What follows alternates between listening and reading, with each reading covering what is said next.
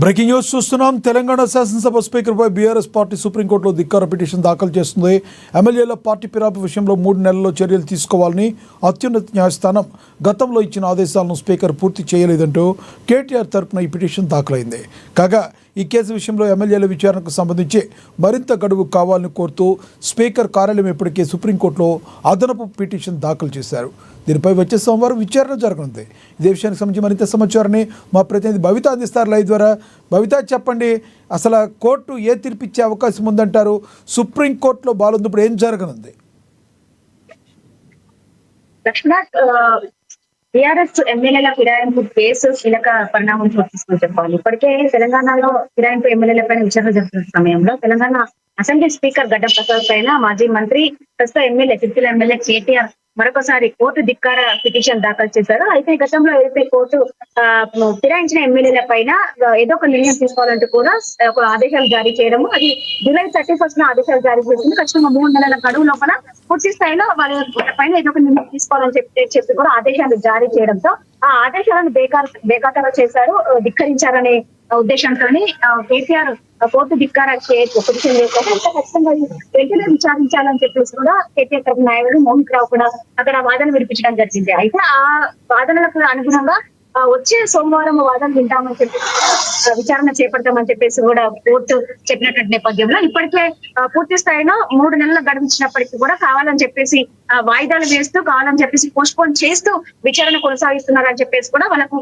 చెప్పినటువంటి నేపథ్యం కనబడుతుంది. అయితే విచారణకు సంబంధించి మొత్తం 10 మంది ఎమ్మెల్యేలు పార్టీ ఫిరాయించినప్పటికీ దాదాపు 8 మంది ఎమ్మెల్యేలకు నోటీసులు అందాయి. మిగతా 2 కడియం సిఆర్తో పాటు దానం నాగేందర్ పైన ఎటువంటి రిప్లై లేదు. అయితే మిగతా 8 మంది ఎమ్మెల్యేలకు సంబంధించి మొదటి విడత కింద 4 ఎమ్మెల్యేల యొక్క విచారణ పూర్తి అయింది. మరొక 4 ఎమ్మెల్యేల విచారణ కొనసాగుతూ వస్తుంది. అయితే ఇప్పటికీ కాళ యాదయ్యతో పాటు పోచారం శ్రీనివాస్ రెడ్డి మిగతా ఎమ్మెల్యేలు అయినటువంటి వాళ్ళందరూ ఎమ్మెల్యేలు కూడా విచారణ పూర్తి అయింది. కేవలం కుమార్ తో పాటు ఏదైతే అరకపూడి గాంధీ వీళ్ళ యొక్క ఇద్దరు విచారణ 12-13 తేదీల పూర్తి కానుంది. అయితే 12-13 తేదీలు మాత్రం దాదాపు 8 మంది విచారణ పూర్తయినట్టుగా కూడా మనకు తెలుస్తుంది. అయితే 8 మంది విచారణ పూర్తయిన తర్వాత స్పీకర్ ఎలాంటి నిర్ణయం తీసుకుంటారని మాత్రం కొంత వేచి చూడాల్సిన అంశం అయితే కనబడుతుంది. అయితే ఈలోగా ఇప్పటికే పూర్తి స్థాయిలో అక్టోబర్ 31 కి ఏదైతే 3 నెలల గడువు పూర్తయినటువంటి నేపథ్యంలో అక్టోబర్ 25న అసెంబ్లీ కార్యదర్శి మరొక పిటిషన్ దాఖలు చేశారు. అయితే ఇప్పటికీ కొంత గడువు కావాలని చెప్పేసి, అంటే ఇప్పటికీ 3 నెలల గడువు కోర్టు ఇచ్చినప్పటి నేపథ్యంలో 3 నెలల గడువు పూర్తయినటువంటి సందర్భంలో మరింత గడువు కావాలని చెప్పేసి కూడా వాళ్ళకు పిటిషన్ దాఖలు చేయడం జరిగింది. అయితే ఆ పిటిషన్ కి సంబంధించి వచ్చే శుక్రవారం నవంబర్ 14న విచారణ ఉంది. అయితే ఏదైతే కోర్టు ధిక్కార పిటిషన్ అయితే కేటీఆర్ దాఖలు చేశారో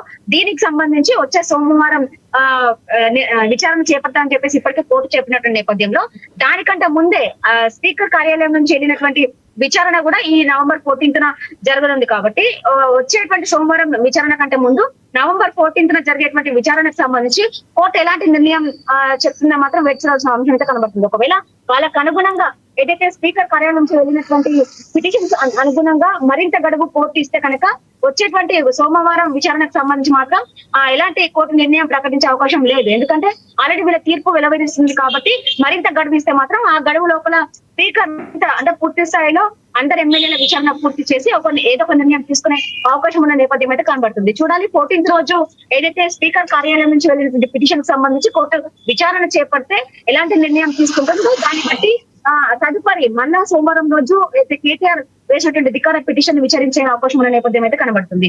ఈ 2వ విచారణకు సంబంధించి కోర్టు ఎలాంటి నిర్ణయం తీసుకుంటుంది, ఎందుకంటే ఇప్పటికే 3 నెలల గడువు ఇచ్చినప్పటికీ పూర్తి చేయనటువంటి సందర్భంలో ఎందుకు కావాలంటే పోస్ట్ పోన్ చేస్తున్నారో వాటికి సంబంధించినటువంటి పూర్తి స్థాయి వివరాలను కోర్టు కూడా అడిగేటువంటి నేపథ్యం అయితే కనబడుతుంది.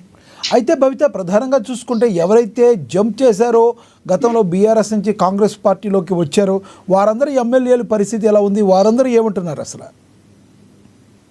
అయితే ఇప్పటికే పూర్తి స్థాయిలో కొంతమంది ఎమ్మెల్యేలు బహిరంగంగా పార్టీ మారామని చెప్పినప్పటికీ మరికొంతమంది మాత్రం కేవలం నియోజకవర్గ అభివృద్ధి పనుల కోసమే, నియోజకవర్గ సంక్షేమం కోసమే మేము అధికారికంగా అంటే అఫీషియల్ గా రేవంత్ అంటే సీఎం ని కలిసామే తప్ప ఇక్కడ కూడా పార్టీ మారలేదని చెప్పేసి కూడా వాళ్ళకి అంటున్నటువంటి వాళ్ళందరూ కూడా అంటే పార్టీ మారిన ఎమ్మెల్యేలు కూడా చెప్తున్నట్టు నేపథ్యం కనబడుతుంది. అయితే ఇప్పటికీ ఆ పూర్తి స్థాయిలో 6 విచారణ పూర్తయినటువంటి నేపథ్యంలో తెలిసినప్పుడు అంటే పార్టీ ఫిరాయించిన ఎమ్మెల్యేలకు సంబంధించినటువంటి వాళ్ళు కావచ్చు, ఫిరాయించిన ఎమ్మెల్యేల పైన పిటిషన్ వేసినటువంటి బీఆర్ఎస్ నేతల అంటే ఎమ్మెల్యేల యొక్క లాయర్లు కావచ్చు, క్రాస్ ఎగ్జామినేషన్ చేసినప్పుడు వాళ్ళు అంటే ఎందుకు పార్టీ మారాల్సి వచ్చింది, ఎలాంటి సందర్భాల్లో పార్టీ మారని చెప్పేసి వాళ్ళు క్వశ్చన్ చేస్తే పార్టీ మారలేదు, పూర్తి స్థాయిలో కేవలం అభివృద్ధి నియోజకవర్గ అభివృద్ధి కోసమే మేము సీఎం ని కలిసామే తప్ప ఎక్కడ కూడా పార్టీ ఫిరాయించినటువంటి దాఖలాలు లేవు అని చెప్పేసి కూడా వాళ్ళు చెప్తూ వస్తున్నటువంటి సందర్భం కనబడుతుంది. అయితే వాటికి సంబంధించిన ఆధారాలు కూడా వీళ్ళ తరఫున ఉన్నటువంటి న్యాయవాదులు కూడా సమర్పించారు. అయితే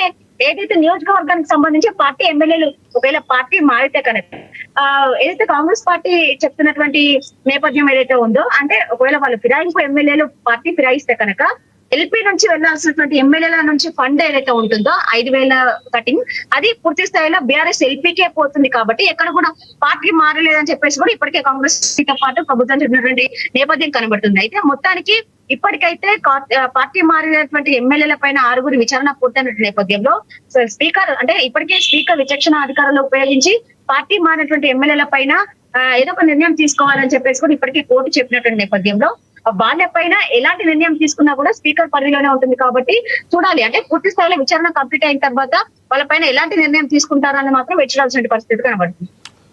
థ్యాంక్ యూ భవిత.